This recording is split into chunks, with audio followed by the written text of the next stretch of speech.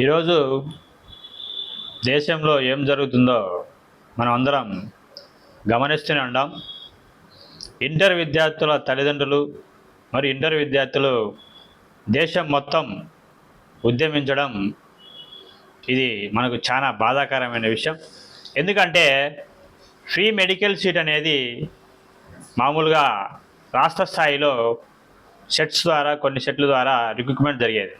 అయితే దీన్ని జాతీయ స్థాయిలో డెవలప్మెంట్ చేసేదానికోసమని నీట్ను తీసుకురావడం జరిగింది. ఇప్పుడున్న ప్రభుత్వం ఈ నీట్గా దోచుకునే దానికోసం కోట్లు విలువ చేసే మెడికల్ కాలేజెస్ని లక్షలతో క్వశ్చన్ పేపర్ పేరుతో లీక్ చేయడం చాలా బాధాకరమైన విషయం. దీన్ని బాధ్యత వహించి విద్యాశాఖ మంత్రి రాజీనామా చేసి అట్లనే యాక్షన్ తీసుకోకపోగా ఇవన్నీ చేయాల్సిన తరుణంలో చేయకుండా ఉండి ఎప్పుడైతే విద్యార్థులు మరియు విద్యార్థుల తల్లిదండ్రులు రోడ్లపైకి వచ్చి ధర్నాలు చేసి వాళ్ళ యొక్క బాధను వెళ్ళపోచుకోవడం అంతటితో కూడా ఆగకుండా వాళ్ళ నడువుల మీద వాళ్ళ మోకాళ్ళ మీద నడుచుకుంటూ వెళ్ళి ఈ యొక్క ధర్నాలను కూడా అణగదొక్కే ప్రయత్నం జరిగింది. దీనికి రాహుల్ గాంధీ గారు చాలా ప్రతిష్టాత్మకంగా తీసుకొని ధర్నా చౌక్ వెళ్తే అక్కడి నుంచి ఆయన్ని కూడా ఈడ్చుకొని వెళ్ళి వ్యాన్లలో వేయడం జరిగింది. ఇంతటి దౌర్జన్యమైన ఈ యొక్క ప్రభుత్వాలను మనం ఎప్పుడు చూస్తున్నాం. ఇదివరకు మన చుట్టుపక్కల ఉండే దేశాలలో ఏం జరిగింది? పౌరులు కొంతమంది ఈ యొక్క ప్రభుత్వాల మీద తిరగబడిన దేశాలు కొన్ని ఈ మధ్య మనం చూసాం.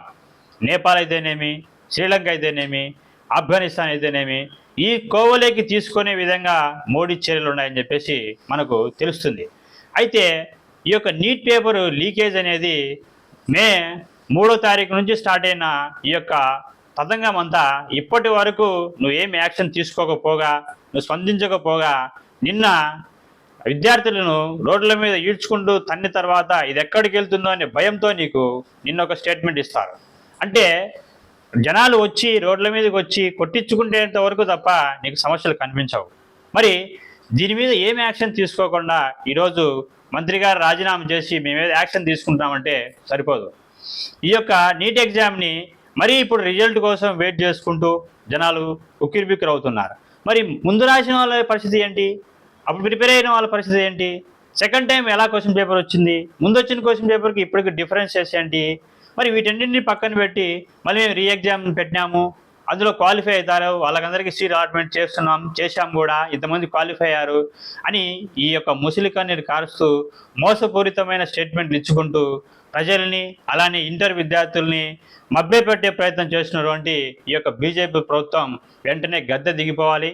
అలానే వీరికందరికీ బాధ్యత వహించి మోడీ గారు రాజీనామా చేసి తప్పుకోవాలని, దేశం మొత్తం మరీ కూడా రీఎలక్షన్స్ పెట్టే విధంగా, బై ఎలక్షన్స్ వచ్చే విధంగా చర్యలు తీసుకొని మంచి నాయకుడిని ఎన్నుకోవాలని చెప్పేసి కోరుకుంటున్నాం.